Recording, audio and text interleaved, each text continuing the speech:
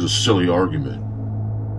It's been going on for many, many years between people who've seen the Bigfoot species with their own two eyes and people who haven't. And those people are what Mark and Melanie like to call wrong. The gravity of what's been going on with the team while they're in the field is starting to get to Melanie, and it shows. I was thinking about it, and I thought that I really might need to bring a plastic Ziploc bag, because I have a feeling I'm going to have to put my iPad in it and jump in the swamp and swim across. Now, I'm a really good swimmer, so in a situation where I got to get away really quick, I'm pretty confident that I can get across the swamp really quick. I'm not sure how you're going to deal with your camera, because that's an easy access way to get out if we need to get out. And what are you saying? If we need to run? Yeah. In this spot, if you gotta run, you better make damn sure it's in the right direction.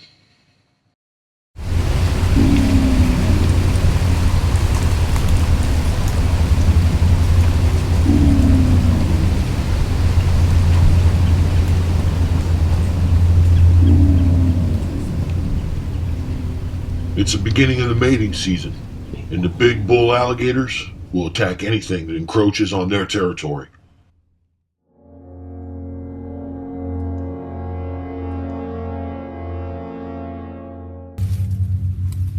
You can hear the airboats in the distance, and you won't hear that for most of the year, but the entire area is flooded.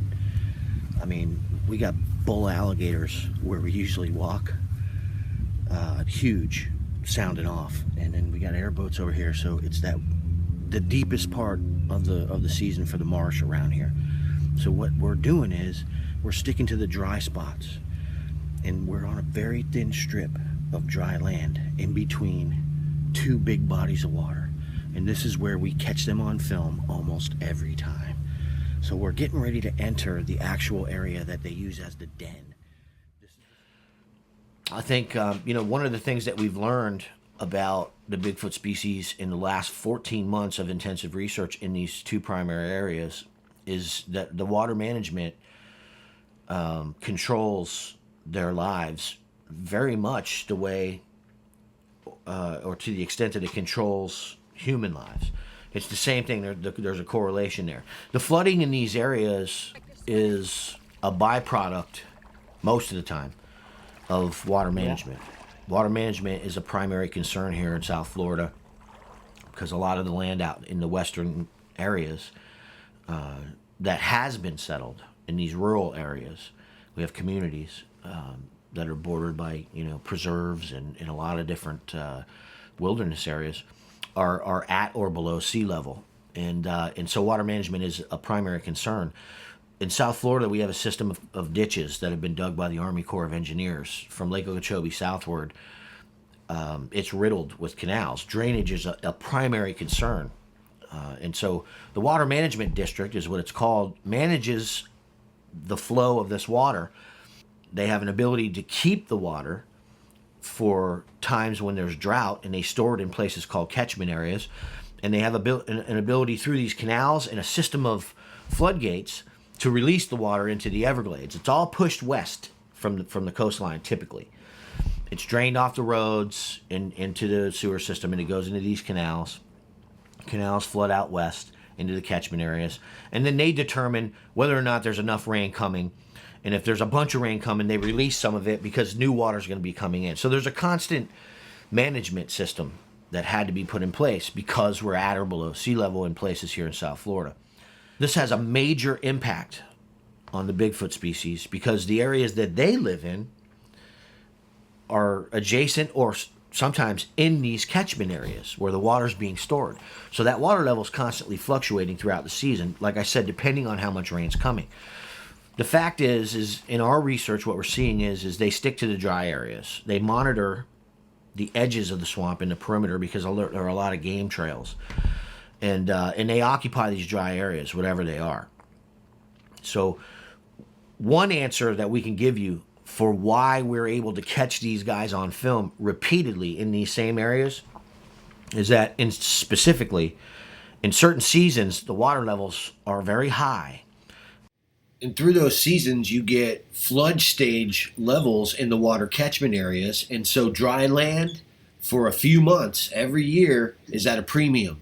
This is when we seem to catch these creatures up in trees during the flood season, like you can see right here. And that's the bottom line. But water management is a primary consideration for our research. What areas are flooded right now? Well, let's take a look on satellite. That's what I do. And I can look at those areas and say, all right, well, we know, I mean, I'm an eyewitness. I've seen them in this area. Everything's flooded except for this one back area. It's really common sense. Where are we going to go shoot today? We're going to find a lot of mud back in that area, and more than likely we'll find tracks, and then I can track them to the interior. Maybe we'll catch them on film.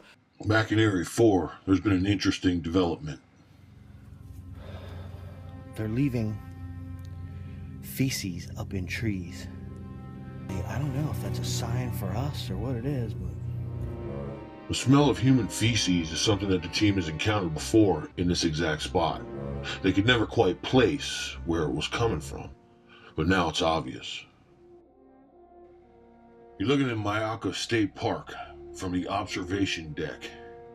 Myakka boasts about 58 square miles of wilderness.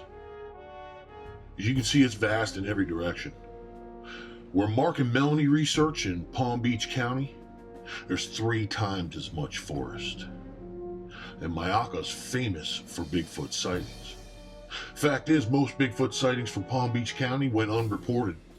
If you talk to people who were around back in the early days of Palm Beach County, when it was first being developed, it was just an accepted fact that the Bigfoot species was around. People saw them, and that's all there was to it. If you travel around the United States, you're going to see this exact same dynamic. People all over this country that live in rural areas, the same areas that were in fact settled by American Indians before we got here, are seeing the Bigfoot species in the exact same places they were seen by the American Indians. And science, to this day, is showing the same lack of respect for modern American citizens that they showed the American Indians about the Bigfoot subject for over 200 years. These people need a wake-up call.